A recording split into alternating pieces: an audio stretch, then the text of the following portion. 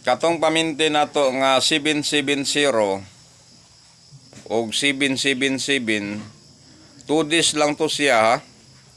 2 days lang to siya, karong adlaw mo'y last ani ron.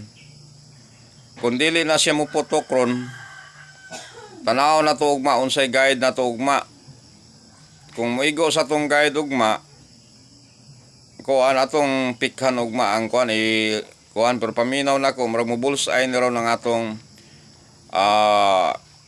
770 o 777.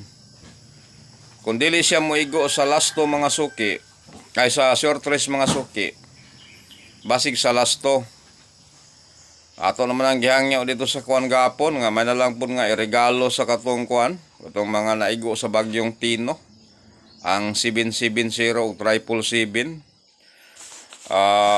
Basig karon na itunol ha, ayaw mo kumpiyansa kay basig karon na ihulog ron kuan, kay nga atong guide ron, ang atong poste ron is 70, balik atong 70 poste. Unya nga atong ending is 703. Ayaw mo kumpiyansa na rong adlaw kay duha ra man ka adlaw ang atong tagal nga pamintin atong short race. Ayaw mo kumpiyansa na ron. Kini siya base lang ni sa atong competition bariya. Kini siya i-draw pag kini siya, pero diha mo concentrate sa atong guide. Kaya nga atong guide manggod mga suki, tagsa ra kay mo taga katong guide para gapon no, ang atong guide gapon 70. Naigo man gid atong guide gapon nga kuan sa 2 PM, kay ang nigawas gapon sa 2 PM 380, di ba? Ayaw lang kay mo salig sa kining kuan, kining atong ending, kay diha daan pa gina sa una nga gahi kay kuyog ang atong ending, sukad nga atong gina vlog ang atong competition dore. Sa una man gud sa wala pa nako ni gi-vlog ni akong kuan, wala pa nako gibuhat og content ni akong competition dore.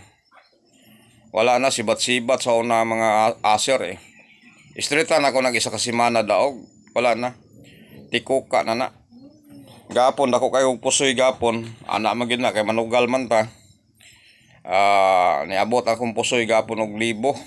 Akong pusoy gapon sa duha lang kadruhan no. Kay isa kadruhan 500. Sa 2 PM nya pagka 5 PM is 500 na pod. Muna nga kung mo sentro pod ni ron, basig mo gawas ni ron, makabawi man ta. Ana ra man na siya. Isa kaputukan,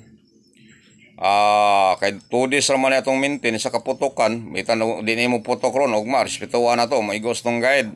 Isa kaputukan, bawi man nato ang atong paya, di ba? Ana ra gud siya.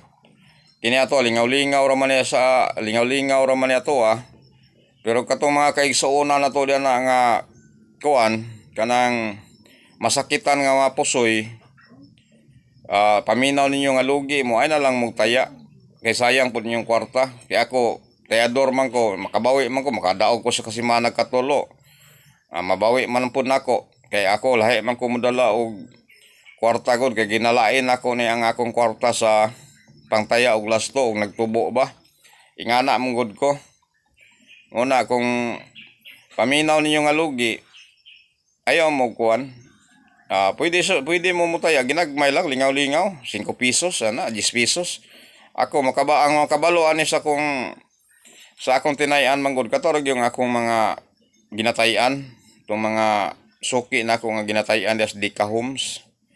Kay kabalo na sila sa akong tinayan dia, mutaya ta dia usahay tag 1,000 isa lang kadruhan. Gapon 500 isa kadruhan lang. Nya pusoy man sa 2 PM, 5 PM pusoy 1,000 kapin akong pusoy gapon.